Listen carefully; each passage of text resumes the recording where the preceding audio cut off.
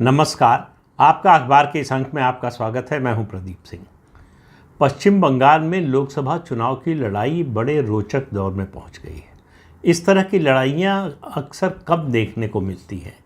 लड़ाई तो सीधी जो है कायदे से है तृणमूल कांग्रेस, जो ममता बनर्जी की पार्टी है, और भारतीय जनता पार्टी के बीच में। तृणमूल कांग्रेस राज्य में सत्ता में है, उसकी सबसे ज़्यादा लोकसभा की सीटें हैं। नंबर 2 पर भारतीय जनता पार्टी है, इसलिए लग रहा है कि लड़ाई उन दोनों के बीच में है। लेकिन इस लड़ाई के बीच में एक और लड़ाई चल रही है, और वो लड़ाई चल रही है इस गेम को सेट करने के लिए, इस लड़ाई के नियम तय करने के लिए, इस लड़ाई की जो है वो रूपरेखा तय करने के लिए। और वो चुनाव की घोषणा होने के बाद भी वो सिलसिला चल रहा है। 31 मार्च को ममता बनर्जी कृष्णा नगर में थी। महुआ मोइत्रा की कॉन्स्टिट्यूंसी है, वही महुआ मोइत्रा जिन्होंने अपना लोकसभा का प्रश्न पूछने का जो पासवर्ड होता है वो एक उद्योगपति को दे दिया था दुबई के, और उसके कारण उनकी लोकसभा की सदस्यता चली गई थी। उनको लोकसभा सदस्यता से बर्खास्त कर दिया गया था। ममता बनर्जी ने उनको फिर से टिकट दे दिया। वो चुनाव मैदान में है। उनकी कॉन्स्टिट्यूंसी में कृष्णा नगर में चुनाव प्रचार के लिए गई ममता बनर्जी, तो उनके लिए जाहिर है वोट मांगेंगी, वो एक अलग बात है। लेकिन उन्होंने जो बात कही, 2 बातें बहुत महत्वपूर्ण हैं। एक बात उन्होंने कहा कि मैंने ही इंडी अलायंस बनाया, उसको नाम मैंने दिया, लेकिन उसको अब चुनाव के बाद देखेंगे। तो ये एक तरह से औपचारिक घोषणा, या अनौपचारिक भी कह सकते हैं, औपचारिक रूप से उस तरह का बयान नहीं दिया है। उन्होंने घोषणा कर दी है कि जो इंडी अलायंस है वो कम से कम चुनाव तक के लिए ख़त्म हो चुका है, उसका कोई औचित्य नहीं रह गया है। उन्होंने कहा चुनाव के बाद देखेंगे। इसका मतलब उनकी जो सारी योजना है वो पोस्ट पोल अलायंस पर है। प्री पोल अलायंस का इरादा उन्होंने पूरी तरह से त्याग दिया है। और जिस तरह से उन्होंने मना कर दिया कि कांग्रेस को एक भी सीट नहीं देंगे पश्चिम बंगाल में, उससे और स्पष्ट हो गया था। अगर किसी स्पष्टीकरण की ज़रूरत थी तो वो 31 मार्च को उन्होंने दे दिया। दूसरी और महत्वपूर्ण बात उन्होंने कही, उन्होंने लोगों से अपील की कि अब देखिए बीजेपी उनकी मुख्य प्रतिद्वंदी है, उसके खिलाफ अपील करें, उसके खिलाफ बोलें, उस पर आक्रमण करें, ये बड़ी स्वाभाविक बात है। लेकिन उन्होंने अपील की लोगों से कि आप कांग्रेस और सीपीएम को वोट मत दीजिए। इन दोनों पार्टियों को वोट देने का मतलब है बीजेपी को वोट देना। वो नहीं चाहती हैं। दरअसल क्यों ऐसा कह रही ममता बनर्जी के ऐसा कहने के पीछे एक बड़ा कारण है। वो जो मैंने बात कही कि वो चुनाव का जो संघर्ष है, चुनाव की जो लड़ाई है, उसकी रूपरेखा तय करना चाहती हैं। ममता बनर्जी की सारी कोशिश ये है कि पश्चिम बंगाल में लोकसभा चुनाव की लड़ाई 2 ध्रुवी हो जाए, सीधे बीजेपी और उसके अलावा टीएमसी के बीच में लड़ाई हो। तो उससे उनको फ़ायदा क्या है? उससे उनको सबसे बड़ा फ़ायदा ये है कि मुस्लिम मतों का ध्रुवीकरण, तुष्टीकरण की उनकी राजनीति का राजनीतिक लाभ, चुनावी लाभ तभी मिलेगा जब ये लड़ाई 2 ध्रुवी हो जाए। उनके सामने सीधे सीधे भारतीय जनता पार्टी हो, तो भारतीय जनता पार्टी का डर दिखाकर मुसलमानों का वोट इकट्ठा करना, ये उनका उद्देश्य है। तो इसलिए वो चाहती हैं कि देखिए मैं ही हूँ, सिर्फ कहती भी रहती हैं कि मैं ही हूँ जो भारतीय जनता पार्टी से लड़ सकती है। अगर भारतीय जनता पार्टी को रोकना है सत्ता में आने से केंद्र में, और कम से कम पश्चिम बंगाल में उसको ज़्यादा सीटें लेने से रोकना है, तो तृणमूल कांग्रेस को वोट दीजिए, भाजपा को वोट मत दीजिए। ये तो अलग बात है। वो कह रहे हैं सीपीएम और कांग्रेस को वोट मत दीजिए। अब सवाल ये है कि ये बात वो क्यों कह रही हैं? उसका कारण बड़ा साफ है। उनको मालूम है कि अगर ये लड़ाई 2 ध्रुवी के बजाय त्रिकोणीय हो गई तो सबसे ज़्यादा नुकसान टीएमसी का होने वाला है। त्रिकोणीय लड़ाई का मतलब क्या है? त्रिकोणीय लड़ाई का मतलब बड़ा सीधा सा ये है कि एंटी बीजेपी वोट का बंटवारा हो जाएगा। पहली बात, जो भाजपा के विरोध में है वो अगर 2 ध्रुवीय लड़ाई होगी तो सारा वोट टीएमसी को जाएगा। लेकिन अगर त्रिकोणीय लड़ाई होती है तो 2 हिस्सों में बटेगा। वो बड़ा छोटा उसकी बात छोड़ दीजिए, जाहिर है कि बड़ा हिस्सा उसका जो है टीएमसी को मिलेगा। बड़ी पार्टी है, ज़्यादा जनाधार है उसका, और ज़्यादा वोट शेयर है उसका। सीटों की संख्या लोकसभा विधानसभा दोनों में ज़्यादा है तो उसको ज़्यादा हिस्सा मिलेगा, इसमें किसी को कोई शक नहीं है, इस पर कोई विवाद भी नहीं है। लेकिन एक छोटा सा भी हिस्सा एंटी बीजेपी वोट का अगर कांग्रेस और सीपीएम को जाता है तो वो नुकसान सीधे सीधे तृणमूल कांग्रेस का है। दूसरा, उससे बड़ा डर जो उनका है और उनकी जीत का सबसे बड़ा कारण जो है, उस पर हमला उनको होता हुआ नज़र आ रहा है।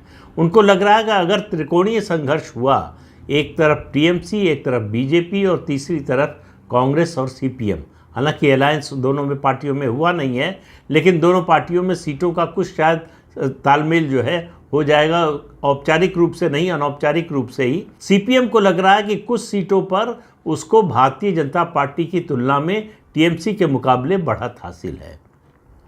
ये तो टीएमसी का अपना अनुमान है। ये अनुमान उनका आधारित है वो स्थानीय निकाय के चुनाव में उनका वोट शेयर अचानक बढ़ गया। स्थानीय निकाय चुनाव में सीपीएम को यानी लेफ्ट फ्रंट को 17% वोट मिले, जबकि विधानसभा चुनाव में एक साल पहले ही 5.67% वोट मिले थे।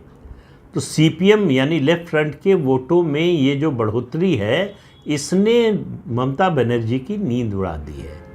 सीपीएम के वोटों में बढ़ोतरी का मामला केवल भारतीय जनता पार्टी के विरोधी वोटों के बंटवारे तक सीमित नहीं है। इसका मतलब है कि मुस्लिम वोटों का भी एक हिस्सा तृणमूल कांग्रेस से छिटक कर जा रहा है सीपीएम को। यही ममता बनर्जी नहीं चाहती। उनकी जीत का राज यही है कि मुस्लिम वोट कंसोलिडेट होकर एक मुश्त तृणमूल कांग्रेस को मिलता है। और भारतीय जनता पार्टी की दृष्टि से देखें, उनकी रणनीति अगर देखें, हालांकि उनके बस में नहीं है ऐसा करना, इस लड़ाई को त्रिकोणीय बनाना उनके बस में नहीं है, लेकिन उनके पक्ष में है। अगर ये लड़ाई त्रिकोणीय होती है तो दो फायदे हैं। एक, एंटी बीजेपी वोट का बंटवारा होता है, छोटा बड़ा फिर कह रहा हूँ वो कितना हिस्सा होता है उसको छोड़ दीजिए। असली जो भारतीय जनता पार्टी को फ़ायदा होगा वो मुस्लिम वोटों में बंटवारे का। भारतीय जनता पार्टी जहां भी मुस्लिम आबादी ज़्यादा है, वहां भारतीय जनता पार्टी की कोशिश ये रहती है कि किसी भी तरह से कुछ भी हो, मुस्लिम वोट एक तरफ कंसोलिडेट ना हो, एक मुश्त किसी एक पार्टी को न जाए। और जो मुस्लिम मतदाता है उसकी मानसिकता ये है कि जो भाजपा को हराता हुआ दिखे उसको वोट देता है, वो उसकी पसंद की कोई पार्टी नहीं होती, वो किसी पार्टी को वोट दे सकता है। शर्त सिर्फ एक है कि वो भारतीय जनता पार्टी को हराता हुआ दिखे। अभी ममता बनर्जी की पार्टी दिखाई दे रही थी, इसलिए एक मुश्त उनको वोट मिल रहा था। लेकिन अब ये मामला मैक्रो से माइक्रो लेवल पे आ रहा है। माइक्रो लेवल पे मतलब कॉन्स्टिट्यूंसी के लेवल पे। अलग अलग कॉन्स्टिट्यूंसी की इक्वेशंस अलग अलग हैं। जिन कॉन्स्टिट्यूंसीज में, जिन लोकसभा क्षेत्रों में सीपीएम का कैंडिडेट मजबूत दिख रहा है तृणमूल कांग्रेस की तुलना में, वहां मुस्लिम वोटों का एक बड़ा हिस्सा सीपीएम को जा सकता है। यही मुद्दा है जो ममता बनर्जी को कतई पसंद नहीं है। उनकी कोशिश है कि किसी भी तरह, कोई भी सूरत हो, सीपीएम नहीं बढ़नी चाहिए। बीजेपी बढ़ती हुई दिखे उससे उनको कम परेशानी है, परेशानी तो है, लेकिन उनको लगता है कि उनके लिए सीपीएम से लड़ना ज़्यादा कठिनाई भरा है बजाय बीजेपी से लड़ने के। बीजेपी से लड़ने से सीधे सीधे ध्रुवीकरण हो जाता है सांप्रदायिक आधार पर। मुसलमानों को डराकर वो मुसलमानों का वोट एक मुश्त ले सकती हैं, उसका उनको बहुत बड़ा एडवांटेज मिलता है। और हिंदुओं का एक सेक्शन है जो हमेशा उनको वोट देता रहा है, उनको जिताता रहा है। उनको लगता है कि वो हिंदू वोट उनके साथ रहेगा। अगर मुस्लिम वोट एक मुश्त आ जाए तो उनकी जीत सुनिश्चित हो जाएगी। इस मुस्लिम वोट में किसी भी तरह के बंटवारे की बात उनको बड़ी नागवार गुजरती है। इसलिए आईएसएफ का बनना, इंडियन सेकुलर फ्रंट, जो फुरफुरा शरीफ वालों ने पार्टी बनाई है 2021 के विधानसभा चुनाव से पहले, और उनका एक विधायक जीता भी था। हालांकि सीपीएम और कांग्रेस का एक भी विधायक नहीं जीता था, उनका एक विधायक जीता। तो उनको जो वोट मिला उसमें सबसे ज़्यादा हिस्सा जो है मुस्लिम वोटों का है। और आईएसएफ जो है सीपीएम के साथ अलायंस में है, सीपीएम ने उसके लिए सीटें छोड़ी हैं। तो इसलिए ममता बनर्जी को सीपीएम से भी एतराज़ है। हालांकि उन्होंने नाम नहीं लिया, उनको लगा कि सीधे नाम लेकर अगर आईएसएफ पे हमला करेंगे तो ये मुसलमानों पर हमला माना जाएगा, मुस्लिम मतदाता इससे नाराज़ हो सकता है। तो इसलिए वो ये सीधे हमला नहीं कर रही है। वो कह रहे हैं कि अगर आप सीपीएम या कांग्रेस को वोट देंगे तो वो वोट जो है बीजेपी को जाएगा, समझिए आप बीजेपी को वोट दे रहे हैं। ये मुसलमानों के लिए संदेश है, मुस्लिम मतदाताओं के लिए संदेश है कि सीपीएम और कांग्रेस को वोट दोगे, इस वोट में अगर बंटवारा होगा तो उसका सीधा लाभ बीजेपी को होगा, उसका फ़ायदा बीजेपी को होगा, और ये वोट एक तरह से परोक्ष रूप से वो बीजेपी को जाएगा। तो अगर आपको बीजेपी को हराना है तो हमारा साथ मत छोड़िए, आप सीपीएम और कांग्रेस का साथ या आईएसएफ का साथ मत पकड़िए, उनको अलग रखिए। ये लड़ाई सीधी बीजेपी और टीएमसी के बीच में है।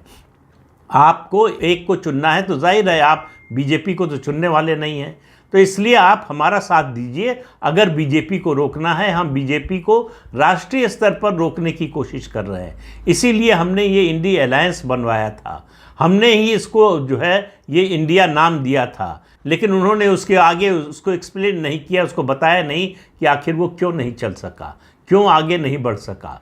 इसके बारे में उन्होंने कुछ नहीं कहा, इतना ही कहा कि इसके बारे में अब चुनाव के बाद देखेंगे।